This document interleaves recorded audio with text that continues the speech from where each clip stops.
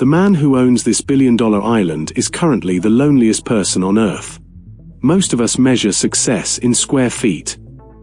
But at the highest level of extreme wealth, achievement isn't quantified by the size of a mansion. It is measured in degrees of latitude. Total, absolute separation from the rest of the world. This is a billion-dollar island. It has its own laws, its own borders, and its own God. The first thing your eyes adjust to is an entire world floating alone in the endless ocean. Think of conceptual, radical projects like Blue Estate or the World Islands in Dubai. Space is designed not merely as luxury homes, but as entire, self-sustaining micro-civilizations. A private runway slices like a surgical blade through the dense jungle canopy. A monolithic mansion rises like a modern temple against the horizon. And the surrounding water glows with the impossible color of liquid sapphire. But instead of telling you what a paradise like this costs in sheer currency, I ask a quieter, much more unsettling question. Why do some people feel the inherent, desperate need to own an entire world? I used to look at these glossy architectural photos and see a magnificent dream. Now, after seeing what happens behind the perimeter walls, all I see is the devastating cost. Not just in dollars, but in the pieces of our humanity we leave behind to get there. Let me show you why. Total separation from the human race comes with a psychological price tag that no bank account can handle. Before we can truly answer why a human being builds a fortress in the middle of the sea, we must rewind. Violently, completely. Back to the very bottom. The contrast is jarring on purpose. The algorithm loves contrast because it feeds on our envy. But human beings love contrast too. It reminds us, with agonizing clarity, of the vast distance between where we currently sit and where we dream of being. Most people start this vertical climb thinking entirely about status, reputation, and vanity. But true isolation changes the metrics of the human mind completely. Most people don't actually fear failure. They fear discovering who they could have been if they had actually tried. And maybe that's the real reason we watch stories like this. Not to see what billionaires own, but to peer through the glass to see what parts of ourselves we've abandoned in our own race for security. The Janitor Level. The $1 million island is almost disappointing. A rugged patch of wind-whipped rock. You'll find raw islands like this off the isolated coast of Nova Scotia or hidden in the undeveloped pockets of Belize. Listed for under $1.5 million. Completely untouched. And waiting for someone with far more imagination than comfort. A stubborn, tangled cluster of trees. No electricity. No running water. No comfort. In places like the brutal coast of Maine or the outer, storm-prone reaches of Belize. $1 million buys you a relentless full-time job. Not a relaxing vacation. You aren't the undisputed king of this island. You're its underpaid janitor. You're fighting the freezing tide, the corrosive salt, and the maddening silence. Just wind, water, and the raw, exhausting outline of possibility. And yet, standing here on this cold rock, you feel something ancient stir inside your chest. The primal desire to escape. Most people don't actually want a different place. They want a fundamentally different version of themselves. And they desperately hope a new, isolated place will magically unlock it. To disappear. To wipe the slate clean. To start over. This is the first level. Not of wealth, but of deep psychology. Every desire we frantically chase in this life is really just a distorted memory of a moment we once felt whole. We don't chase physical islands. We chase the version of ourselves we lost somewhere along the way. This is the exact moment you realize that owning land isn't about the soil or the trees.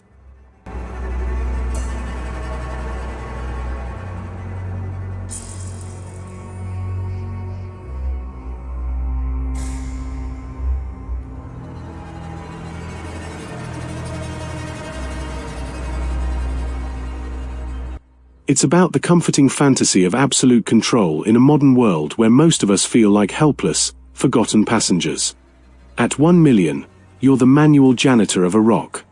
But wait until you see what happens when you cross into the $5 million tier, where the dream becomes so fragile, and the environment so hostile, that you have to literally poison the air around you just to keep the fantasy alive. The chemical bubble. At 5 million, the fantasy sharpens into focus. The water warms to a gentle turquoise.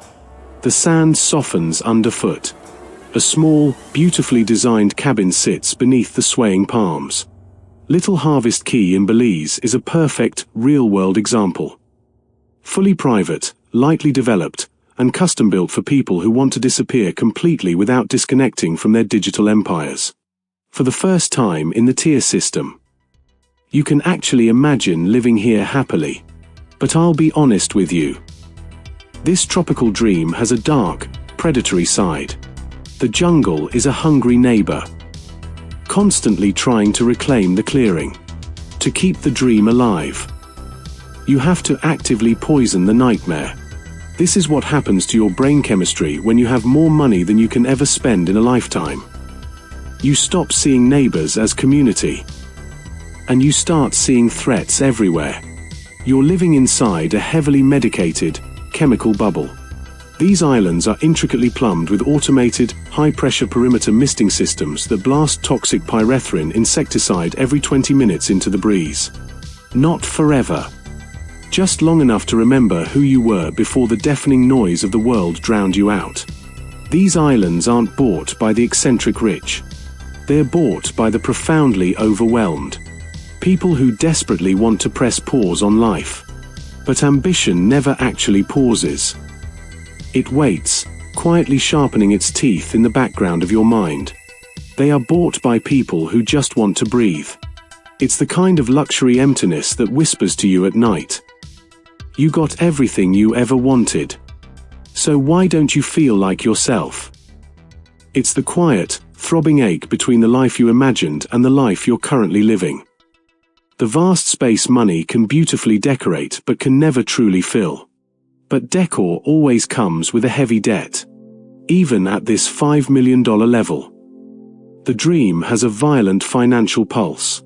Between industrial reverse osmosis desalination systems, complex solar array maintenance, and a permanent skeleton crew, you're looking at a $50,000 monthly operating cost just to keep the lights on and the drinking water running. I found a public record of one owner who spent $3 million just on hydrojetting and driving massive concrete piles deep into the seabed because his private island was literally sinking into the shifting sand.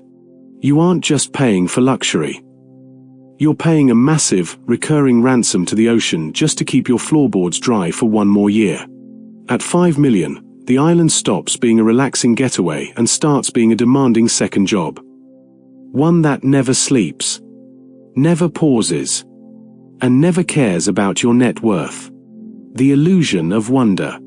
But at 20 million, something structural shifts. The island isn't an escape anymore. It's an aggressive statement of intent. A massive villa rises majestically from the trees, powered by fully independent microhydro grids and fed by industrial-grade desalination plants. The beaches look completely unreal. Like an artist painted them into existence. In a way, they are. Celebrities regularly rent islands like this for $50,000 a night. You don't rent it. You own it. Ownership is when you stop asking for permission and start deciding how reality works for everyone else. Look at David Copperfield's Musha Key in the Exumas. He didn't just buy a stretch of sand. He built a massive, living laboratory for illusions.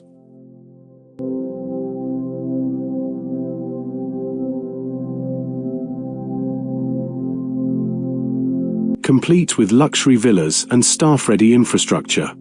At this level, you aren't just managing an island. You're fighting the laws of oceanography itself. Wait. It gets crazier. To keep this illusion looking perfect, you aren't just cleaning the beach. You are literally buying pure white sand from international brokers who trade globally in ultra-fine, flawless Maldivian sand. Why? Because local Caribbean sand is often deemed too coarse and abrasive for billionaire bare feet. You are quite literally bribing the physics of the earth to stay still and look pretty. Copperfield turned this obsession into a high art form. Secret villages accessed through hidden jungle statues. And outdoor theaters featuring two-story silver screens emerging directly from the water. This is what happens when a human mind completely runs out of physical things to buy. It starts trying to buy a sense of wonder. It's the ultimate psychological pivot. Using an entire island to see if you can still be genuinely surprised by your own reality. And yet, as you walk through the silent, cavernous villa, you feel a distinct, heavy numbness. This isn't the physical, muscle-aching struggle of the janitor level. It is the deep, existential boredom of having absolutely no excuses left for your own unhappiness. The silence in a $20 million estate is fundamentally different than the silence on $1 million rock. On the raw rock, you can easily blame your internal misery on the lack of electricity, the biting cold, or the harsh wind.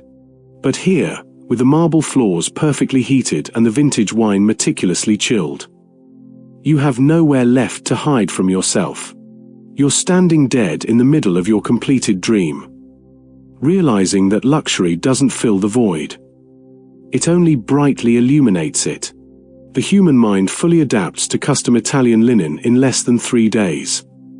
But the heart never quite adjusts to the realization that you're the exact same flawed person you were in a cramped studio apartment, just with significantly more square footage to pace at night.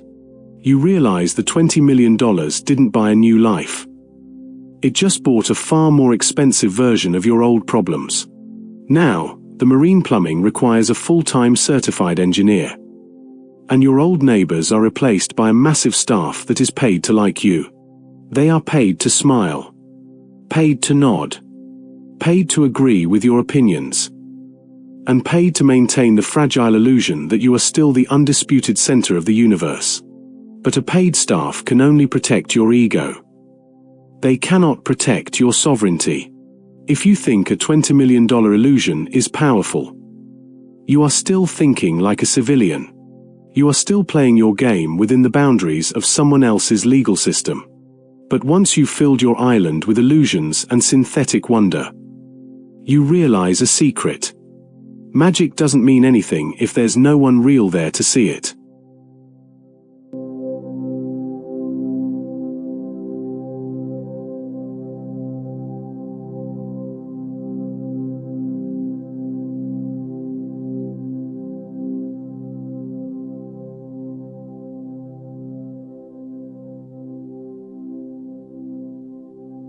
That's when the island stops being a playground and becomes a stage. The stage and the flex. At 50 million, the island officially becomes a global stage. Richard Branson's Necker Island is the absolute blueprint here. Part private home. Part international brand. Part modern myth. Multiple guest villas. Massive staff quarters. A dock dredged deep enough to accommodate a 200-foot superyacht.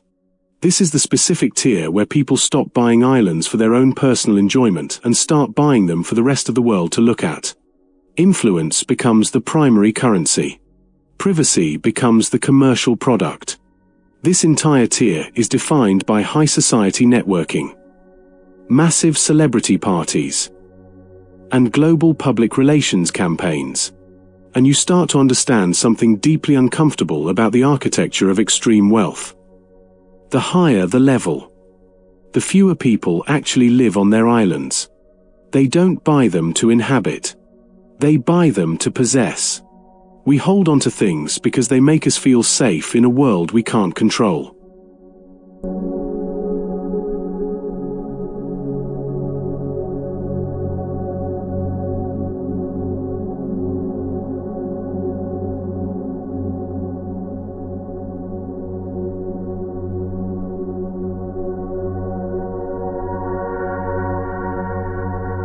Possession is the mind's desperate attempt to anchor itself in a world that keeps shifting under our feet. Because possession feels like power. And power feels like safety. Even when it isn't. But there is a hidden, terrifying clock ticking on this level of wealth. The island begins to eat you alive. A $50 million asset is a living, breathing organism that requires constant, aggressive financial feeding.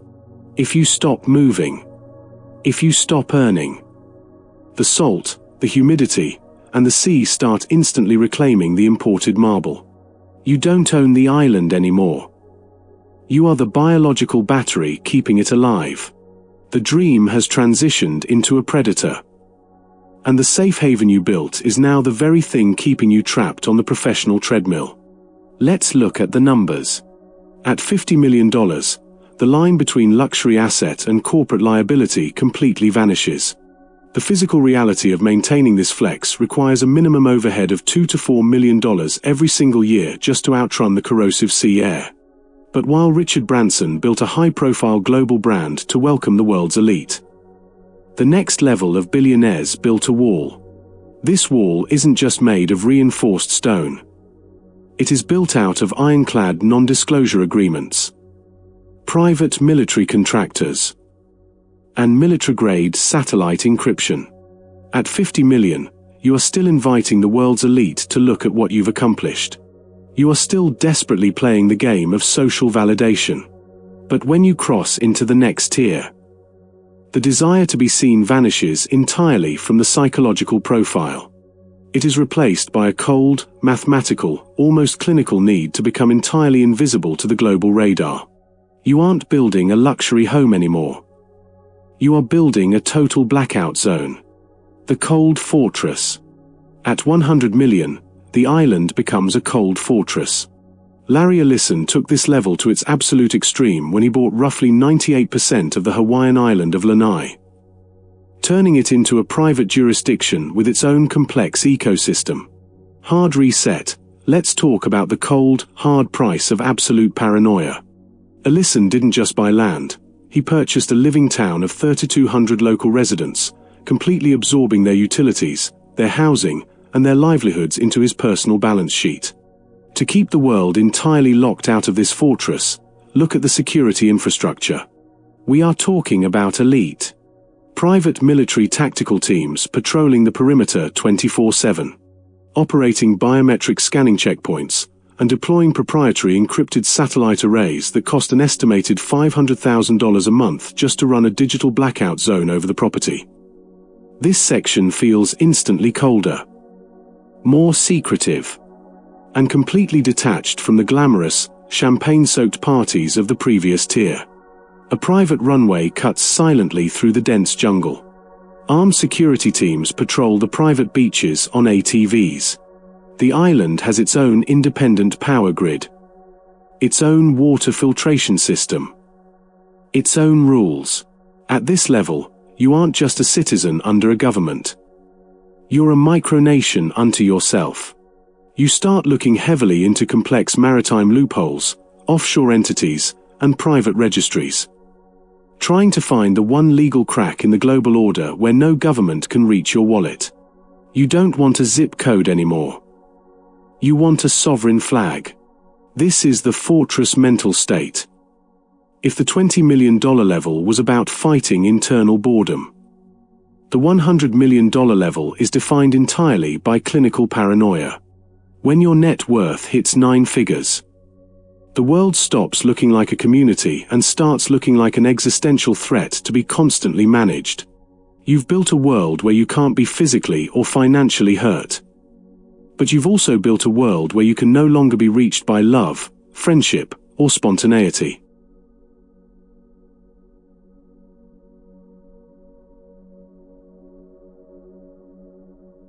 This is where the psychology turns dark. Billionaires don't buy islands for luxury at this stage. They buy them for absolute sovereignty.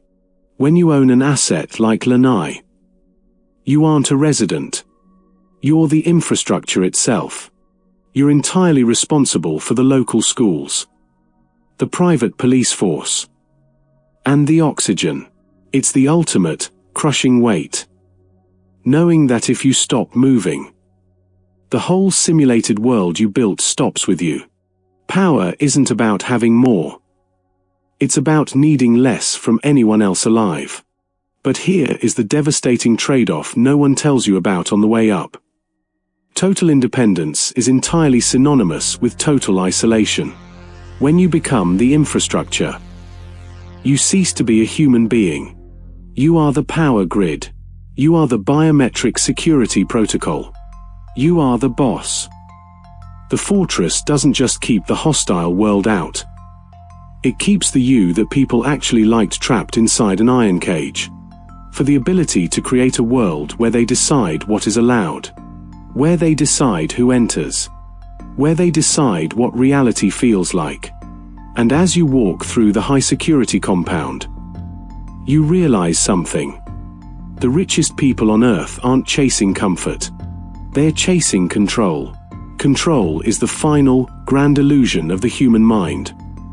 The desperate belief that if we can just shape the external world, we can finally silence the chaotic storm inside us. The private country. At 500 million, the island becomes a sprawling, functioning civilization. Lokala Island in Fiji, once owned by the billionaire Red Bull co-founder, is the closest real-world equivalent. Complete with sustainable farms, an independent airstrip, and an entire hidden staff village. Rivers, mountains, hidden coves, multiple sprawling mansions, a private marina, a marine research center, a deep wilderness wildlife sanctuary. This isn't a home by any metric. It's a private country. The great data irony here is that to achieve total, absolute privacy, you have to invite 100 complete strangers to come live on the island with you. Security personnel, marine engineers, world-class chefs, and land managers. You've traded the chaotic noise of the public for the quiet, watchful eyes of the help. You're never truly alone when you're constantly being served by people who monitor your every movement. And yet, standing here on the highest peak, you feel a distinct, suffocating type of isolation. The profound, quiet tragedy of self-imposed exile. Because the more a person owns, the fewer people they can ever truly trust. Wealth expands your physical world but radically shrinks your social circle. Think about the profound contradiction of this existence. You realize that when you own the whole horizon, you stop looking at it entirely. There's no mystery left in the world when you've mapped every square inch of your own cage. At this level, trust is the only thing money can't buy.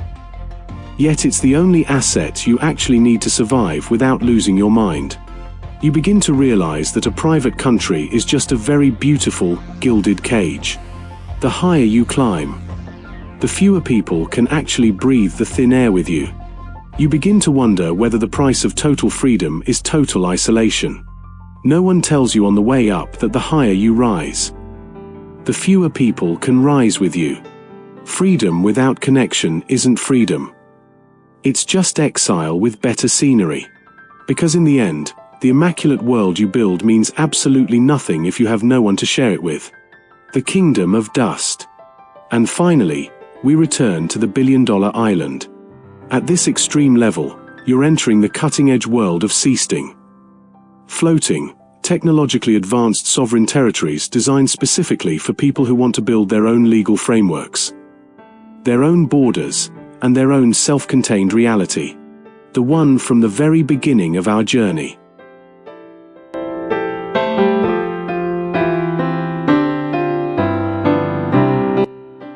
The one that feels entirely impossible to the human mind. This is the world of the seasteader. The man we met at the start. He didn't just want a luxury home. He wanted a sovereign kingdom. A place with its own specialized submarine dock carved directly into the jagged cliffs. Its own private airstrip. Its own deepwater harbor designed for a 300-foot superyacht. A place where the owner doesn't just live. They rule without oversight. This is the final level, not of wealth, but of human ambition.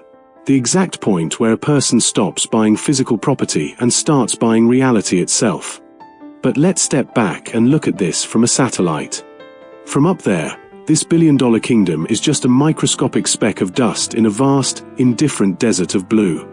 It makes me wonder if the reason he's so lonely is that he has successfully achieved the ultimate God complex. He has successfully built a world consisting of exactly one person. At this level, you aren't just buying land.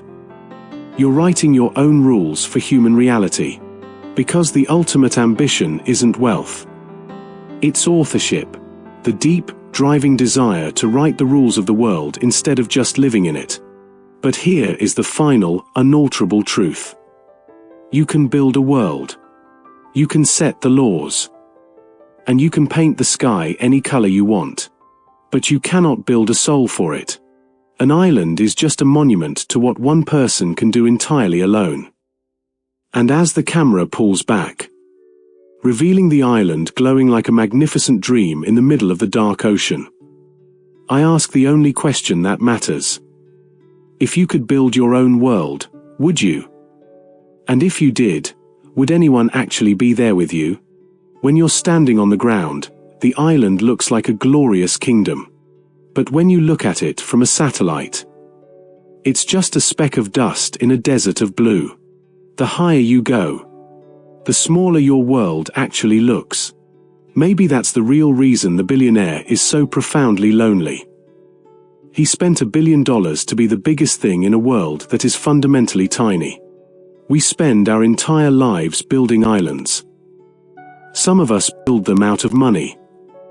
Some out of ego. Some out of relentless work.